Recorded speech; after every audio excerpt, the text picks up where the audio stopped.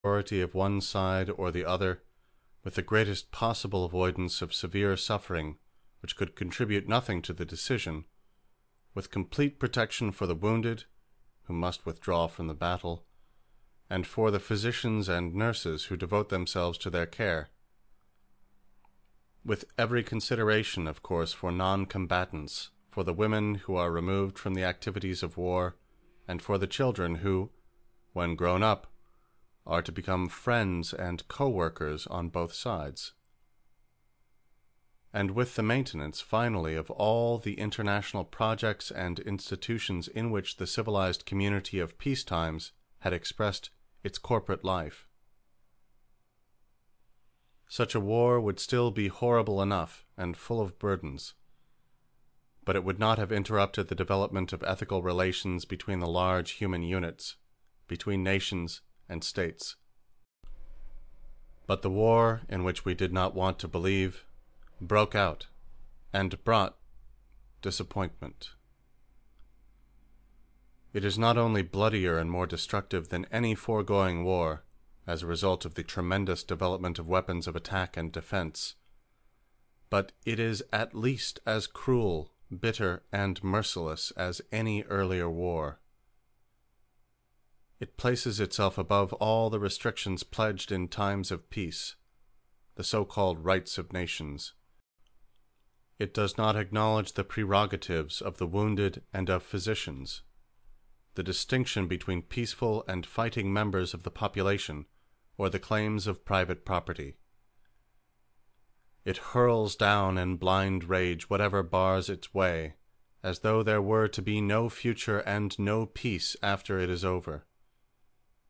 It tears asunder all community bonds among the struggling peoples, and threatens to leave a bitterness which will make impossible any re-establishment of these ties for a long time to come.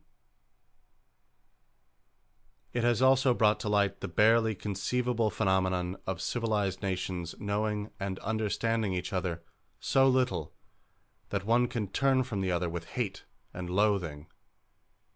Indeed, one of these great civilized nations has become so universally disliked that it is even attempted to cast it out from the civilized community as though it were barbaric, although this very nation has long proved its eligibility through contribution after contribution of brilliant achievements. We live in the hope that impartial history will furnish the proof that this very nation, in whose language I am writing, and for whose victory our dear ones are fighting, has sinned least against the laws of human civilization. But who is privileged to step forward at such a time as judge in his own defense? Races are roughly represented by the states they form, and these states by the governments which guide them. The individual citizen can prove with dismay in this war what occasionally thrust itself upon him already in times of peace, namely, that the state forbids him to do wrong, not because it wishes to do away with wrongdoing, but because it wishes to monopolize it, like salt and tobacco. A state at war makes free use of every injustice, every act of violence that would dishonor the individual. It employs not only permissible cunning, but conscious lies and intentional deception against the enemy, and this to a degree which apparently outdoes what was customary in previous wars.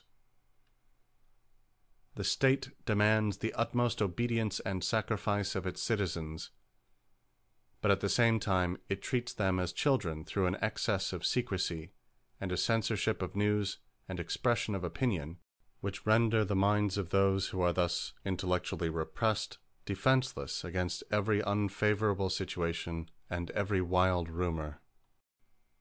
It absolves itself from guarantees and treaties by which it was bound to other states, makes unabashed confession of its greed and aspiration to power, which the individual is then supposed to sanction out of patriotism. Let the reader not object that the state cannot abstain from the use of injustice because it would thereby put itself at a disadvantage. For the individual, too, obedience to moral standards and abstinence from brutal acts of violence are, as a rule, very disadvantageous, and the state but rarely proves itself capable of indemnifying the individual for the sacrifice it demands of him. Nor is it to be wondered at that the loosening of moral ties between the large human units has had a pronounced effect upon the morality of the individual. For our conscience is not the inexorable judge that teachers of ethics say it is. It has its origin in nothing but social fear. Wherever the community suspends its reproach, the suppression of evil desire also ceases, and men commit acts of cruelty, treachery, deception, and brutality, the very possibility of which would have been considered incompatible with their level of culture. Thus, the civilized world citizen of whom I spoke before may find himself helpless in a world that has grown strange to him when he sees his great fatherland disintegrated, the possessions common to mankind destroyed, and his fellow citizens divided and debased. Nevertheless, several things might be said in criticism of his disappointment. Strictly speaking, it is not justified, for it consists in the destruction of an illusion. Illusions commend themselves to us because they save us pain, and allow us to enjoy pleasure instead. We must therefore accept it without complaint when they sometimes collide with a bit of reality against which they are dashed to pieces. Two things have roused our disappointment in this war: the feeble morality of states in their external relations, which have inwardly acted as guardians of moral standards, and the brutal behavior of individuals of the highest culture, of whom one would not have believed any such thing possible.